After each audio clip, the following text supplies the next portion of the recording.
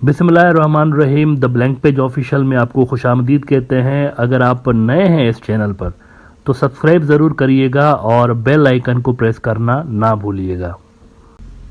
दुनिया के अंदर इस वक्त जो शदीद लड़ाई, मार कुटाई, अफरा तफरी आपको मुख्तलिफ सतहों पर नज़र आती है, मिलिट्री फ्रंट्स पे और इकोनॉमिक फ्रंट्स पे, डिप्लोमेटिक फ्रंट्स पे, इस सारी अनारकी को अगर कोई एक लाइन में समराइज़ करना चाहे तो कुछ यूं कर सकता है कि दुनिया में दो निज़ामों की जंग चल रही है। असल में दो ग्लोबल ऑर्डर्स की जंग चल रही है, जिसमें से एक जो रूल बेस्ड वर्ल्ड ऑर्डर है, जिसका रूह रवां अमेरिका है, ये गिर रहा है और इसकी जगह पर दूसरा, चूंकि वर्ल्ड ऑर्डर तुलू हो रहा है, नए सिरे से स्क्रिप्ट लिखा जा रहा है दुनिया के अगले कई डेकेड्स का। तो इस चेंज के नतीजे में ये सारी अनारकी फैली हुई है दुनिया के अंदर। अब मुख्तलिफ जो मुल्क हैं इस वक्त वो अपनी अपनी पोजीशन लेने में मसरूफ़ हैं कि किधर जाना है, आगे की डायरेक्शन क्या होगी। लेकिन कुछ कुछ मुल्क कंफ्यूज नज़र आते हैं। एक तो मैं पाकिस्तान का नाम लूँगा, जिसका अभी तक कोई सर पैर समझ में नहीं आता, क्योंकि इंटरनल टर्मोइल में पाकिस्तान यकीनी तौर पर इंगेज्ड है बुरी तरह से। इस वजह से पाकिस्तान का कीमती वक्त बर्बाद हो रहा है, ज़ाया हो रहा है। लेकिन दूसरा जो मुल्क कन्फ्यूज नज़र आता है मुझे इस रीजन के अंदर, वो हमारा मित्र इंडिया। मतलब इंडिया इतना बड़ा मुल्क है और इंडिया की कैपेबिलिटी से कोई इनकार नहीं कर सकता, लेकिन कंफ्यूज्ड किस्म की पॉलिसीज नज़र आती है। कहीं पे India rule based world order जो अमेरिका का है उसको सपोर्ट करता हुआ नज़र आता है और कहीं पे इसके खिलाफ बात करता हुआ नज़र आता है। तो समझ में नहीं आता कि डायरेक्शन क्या है, आगे क्या क्या करना है, कैसे बढ़ना है, समझ में नहीं आता। मिसाल के तौर पर अभी कुछ अर्सा पहले का आप ये बिजनेस स्टैंडर्ड देखिए, इंडिया के फॉरेन मिनिस्टर क्या फरमा रहे हैं। India Australia highlights importance of rule-based international order, Jaishankar. India and Australia believe in a rules-based international order in freedom of navigation in international waters and promoting connectivity, growth and security for all, EAMS Jaishankar said. अब यहाँ पर वो आपको western global order को support करते हुए नजर आए। अभी कुछ अर्सा पहले की ये स्टोरी है। लेकिन रिसेंटली जो ब्रिक्स का इजलास हुआ है उसमें तो टोन ही तब्दील हो गई है। उसके अंदर इन्होंने रूल बेस्ड वर्ल्ड ऑर्डर के खिलाफ जाके एक तरह से बात की है। जयशंकर साहब ने उसमें कहा है कि मित्रों, दुनिया जो है ना ये मल्टीपोलर हो गई है और अभी दुनिया रीबैलेंसिंग कर रही है और पुराने तरीक़ेकार जो है वो इस नई सिचुएशन को हैंडल नहीं कर सकते। एक तरह से उन्होंने हिंट दिया है कि दुनिया को नए ऑर्डर की ज़रूरत है। अच्छा, रेफरेंस यहाँ पर लगाना बड़ा ज़रूरी होता है, तो बीबीसी को कोट कर देता हूँ। आज की उनकी स्टोरी है, BRICS ministers call for rebalancing of global order away from west. और इसके अंदर जयशंकर के हवाले से वो लिखते हैं कि on the first of 2 days of talks in Cape Town, Indian minister of external affairs Subrahmanyam Jaishankar said the gathering must send out a strong message that the world is multipolar, that it is rebalancing and that old ways cannot address new situations। अब मैं इसको क्या कहूँ, मुझे समझ में नहीं आ रहा। वेस्ट वालों के साथ बैठते हैं तो रूल बेस्ड वर्ल्ड ऑर्डर की तारीफ करना शुरू कर देते हैं कि क्या ही ज़बरदस्त रूल बेस्ड वर्ल्ड ऑर्डर, दुनिया कमाल है, यही होना चाहिए। इनके साथ बैठते हैं रशियंस और चाइनीज़ के साथ तो कहते हैं काहे का रूल बेस्ड वर्ल्ड ऑर्डर, भाई दुनिया चेंज हो गई है, रीबैलेंसिंग करनी चाहिए, हमें जो है ना वो नए ज़माने की चैलेंजेस के मुताबिक नया एक तरीक़ाकार निकालना चाहिए। तो किधर हैं आप?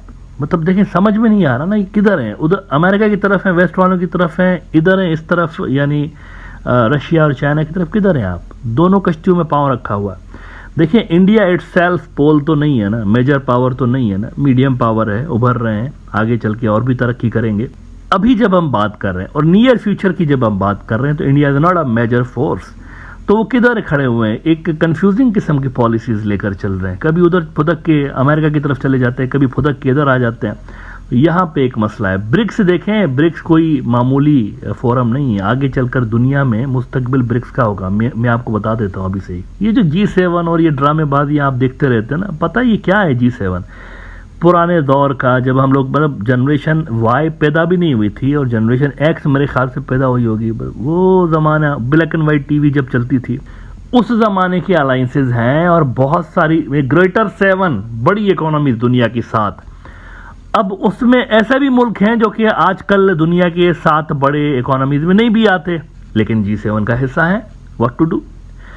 आज का G7 ब्रिक्स है, नए अलायंसेस बन रहे हैं, पुराने वालों को कोई पूछ ही नहीं रहा। आज का G7 ब्रिक्स से मैं आपको बता दूं 40% दुनिया की जो आबादी है उसको ब्रिक्स देखता है। ब्रिक्स मुल्कों की जो आबादी मिलाएंगे ना आप, 40% आबादी है दुनिया की।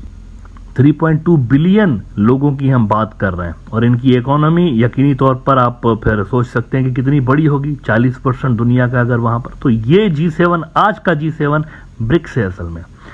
वहां से ब्रिक्स के फोरम से ये आवाज आना कि नया वर्ल्ड ऑर्डर, और वो भी वेस्टर्न ग्लोबल ऑर्डर से दूर। वो एक गाना है ना बॉलीवुड का, मुझे बड़ा पसंद है, आग कहीं दूर चले जाएं हम, दूर इतना कि हमें छू ना सके कोई गम।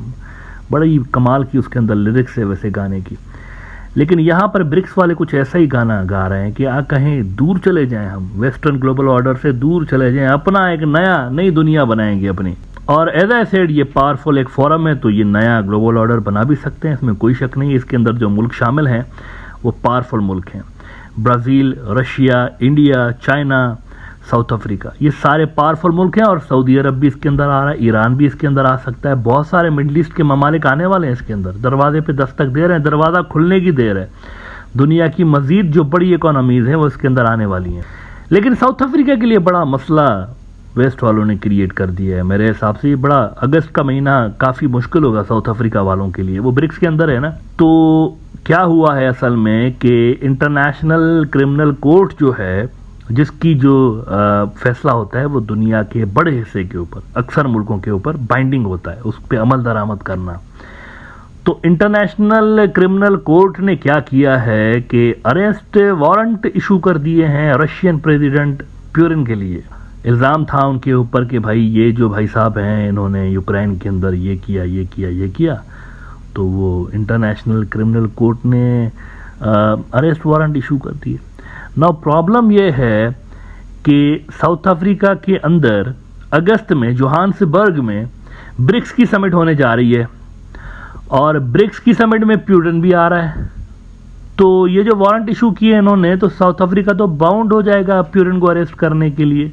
तो क्या मतलब, कुछ ऐसा तासुर बन रहा है कि ये जाएगा, पुतिन वहाँ लैंड होगा और साउथ अफ्रीका वाले बोलेंगे सलाम अलैकुम सर, इधर हथकड़ी पहनिए और जाइए आप उधर इंटरनेशनल क्रिमिनल कोर्ट के अंदर जाइए। ऐसा तो नहीं हो सकता ना। अजीबो गरीब किस्म का वारंट इशू कर दिया उन्होंने इंटरनेशनल क्रिमिनल कोर्ट में। मैं पढ़ के हैरान हो गया कि क्या हो रहा है भाई, ये किस किस्म की दुनिया में रह रहे हैं हम लोग। देखें, पहले ये ब्रिक हुआ करता था, मैं आपको याद दिला दूं, ये ब्रिक हुआ करता था। इसमें एस नहीं था आखिर में, एस इसलिए नहीं था क्योंकि साउथ अफ्रीका नहीं था इसमें। बड़ी मुश्किल से साउथ अफ्रीका इसके अंदर घुसा है। तो अगर वो चाइना रशिया डोमिनेटेड फोरम के अंदर ये हरकत करते हैं पुतिन को अरेस्ट करने की, और वो उसके लिए पाबंद है, एज आई सेड, वो सिग्नेटरी हैं उसके, यानी उनके ऊपर ये बाइंडिंग है ये चीज़। अगर वो नहीं करते अरेस्ट तो भी मसला, करते हैं तो भी मसला। वो अजीब मसले में वो भी फंस गए हुए हैं साउथ अफ्रीका वाले। ब्रादर मुल्क है, मतलब हमारे साउथ एशिया के तो ब्रादर मुल्क हैं। जो क्रिकेट देखते हैं खास तौर पर लोग, उनको पता होगा साउथ अफ्रीकन्स का क्या ही कमाल की इनकी टीम रही है। हमेशा खूनख्वार किस्म की इनकी बॉलिंग होती है। अक्सर तो इनकी जो बॉलिंग, खास तौर पर साउथ अफ्रीकन पिचेस पे ये जो बॉलिंग कराते हैं ना, वो बाउंसर ऐसे मारते हैं, हमारे वाले खेल नहीं पाते वहाँ पे। हमारे वाले डेड पिचेस पे और स्लो पिचेस पे खेलने के आदी होते हैं बैट्समैन, उधर जाते हैं तो सारों को जो है ना वो बाउंसर्स पे प्रॉब्लम हो रही होती है। लेकिन बहरहाल ब्रिक्स का इंपॉर्टेंट मुल्क ये है और इसके लिए प्रॉब्लम्स क्रिएट कर दिए गए हैं। नाउ इसमें इंडिया का जो पोजीशन है वो डगमग है। अभी चंद रोज पहले वो कह रहे हैं कि नहीं रूल बेस्ड वर्ल्ड ऑर्डर, और इस वक्त वो कह रहे हैं कि नहीं, वो नया दुनिया के अंदर एक तरीकाकार वजह करना चाहिए क्योंकि दुनिया चेंज हो गई है। अब कोई कुछ भी चाहे, लेकिन fact of the matter is that दुनिया के अंदर चेंज जो है ना मित्रों, चेंज कुदरत वाले ने एक अजब सा निज़ाम रख दिया है। चेंज इस कायनात का कांस्टेंट फैक्टर है, मतलब हर जगह हर वक्त चेंज होता रहता है। अभी जो पल गुजरा, अगला जो पल होगा वो ये नहीं होगा, डिफरेंट होगा। इवन वक्त के अंदर भी चेंज रवानी रख दी हुई है ऊपर वाले ने।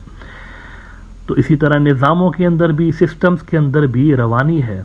कोई एक निज़ाम टिकता नहीं है, रिप्लेस होते रहते हैं। ये रूल बेस्ड वर्ल्ड ऑर्डर जो है वो भी रिप्लेस हो जाएगा, उसकी जगह पर जो दूसरा आ रहा है वो भी आगे चलकर कहीं ना कहीं पे रिप्लेस हो जाएगा। ये चलता रहता है दुनिया में। लेकिन इस वक्त अगर देखा जाए, बादियों नज़र में यही लग रहा है कि Americans are losing this game.